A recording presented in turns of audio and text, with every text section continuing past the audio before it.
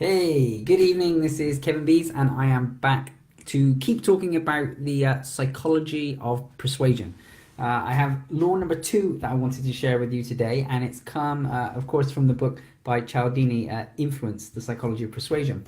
And the reason why I want to share this law with you is it's so important to help you in life, in communication with people, to help influence them, to create the results that you want. In business, it's so important to help you generate potentially more sales, higher conversion. Important to help you if you're a coach or a leader or a consultant, to help you use this law to help guide people to take the actions they need to take to get the results that you want to help guide them to. Okay, and of course it's something that can be used to manipulate. I'm not advocating that we use it to manipulate people. I'm saying that if we use this law in the right way, in the right context, with the best interest of the other people in mind, we can help move them to the outcomes that will serve them best. So what is this law that I'm so excited to share with you then? It's the law of scarcity. Now, the law of scarcity suggests that people want more of what is less, what they can have less of. So people want more of what is less available to them. Let me give an example.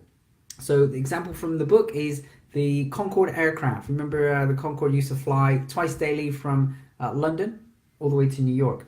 And they announced that they were going to stop the service, that they were going to cease using the Concorde aircraft. The next day that they'd done that, then the sales went through the roof. People were clamoring over themselves to get a seat on this Concorde to go from London to New York or return. Now, what's important about this is they never changed anything in the service. The product was the same. The service was the same. It was just that it was going to be available for a limited time, and then after that, no more. And that's what drove the volume of sales up. And so, in business, it's not just enough to tell our customers about the benefits. We can't just tell them about the benefits they're going to get from flying on the Concorde or the benefits they're going to get from working with you. We also need to let them know why we're unique, why you would fly with us, or why you would, fly with the Concorde as opposed to anything else. Concorde's unique piece, of course, it was supersonic, so it could go twice as fast as all the other aircraft. But also the important piece is the scarcity. What is the limiting factor? Now, of course, many limiting factors in your business. It could actually be, that you only have a certain number of physical products before they're sold. It could be that you only have a certain amount of time. It could be that the venue that you've hired only has space for enough people, or you go to a meeting, only has capacity for 100 people. Whatever it is, there's sometimes a limiting factor. Now, I've shared this with many clients over the years, and some of you I know are new in business, and you have a lot of space and a lot of time to fill up, so you really don't feel like you have a scarcity there. But there are certain ways that we can portray ourselves so that the customer perceives a scarcity. Let me give you a quick example.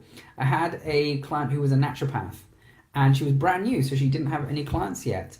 Now, we had a technique to move people to her calendar to book in, but the problem was that when people would get to the calendar, if they could see that this person was available, 24 hours a day, 7 days a week, it may not give the right perception that, these people are good or they know what they're doing. So what her booking system was that cleverly allowed her to do was only show only 3 available appointments on any given day. And that, in the mind of the customer, would help them see that, well, they're available only 3 hours, 3 appointments this day, rather than like the 8 or so. So it's just a subtle way to help the customers get the perception of scarcity that was so important. Some other examples, I had a client who sold swimwear. Now, they created, a range of swimwear, but they made it a limited edition. There were I think they had only 50 of each type of this swimwear. Now, of course, once those items had sold, then there were no more, right? And that was a really great thing. People wanted to have the product. They didn't want to miss out on this opportunity having the swimwear. Now, the important piece in this, of course, is if we're going to say that something is limited or there's a scarcity on it, for the trust of our customers, we actually want to stay true to that. So even if you sell out all of those 50 pieces of swimwear, you don't then just go and sell more of those. You have to go and create something else that's, it may be a different pattern, maybe a different style, but it has to be scarce. Otherwise, your customers aren't going to trust you. And I think this is the one thing that gets me the most as a consumer. When someone says to me, hey, Kevin, you can buy my product on my service, but it runs out at midnight tonight. Like, if you don't buy it by midnight, it's done. And then the next day, because you haven't purchased, then they come to you and say, oh, I've extended it for 1 day because of a technical error. And then 2 days later and 3 days later, they're still chasing you.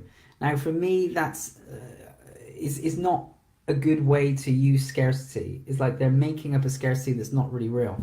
And I think for me that loses trust. So if you're going to use this technique and this principle, use it with integrity. Use it in a way that help people realize something you have that's really scarce. If you only have one pen to sell, then tell them this is the only pen, this is the last, and get them excited about something that's genuinely scarce. So how do you apply this then? Your way to think about this is in your marketing message. If you're already accentuating the benefits of your product, you're already accentuating why you're unique and why they should use you. If you're not already adding in the scarcity, why they need to buy this now, then please go ahead and add that in. That's a great way to apply that.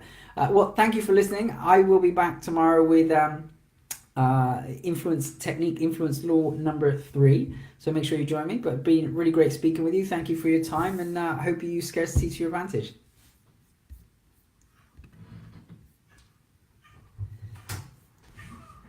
You okay? What's wrong? Are you recording? I am. I'm still recording. Oh, sorry. There you go. And that was my wife. Thank you.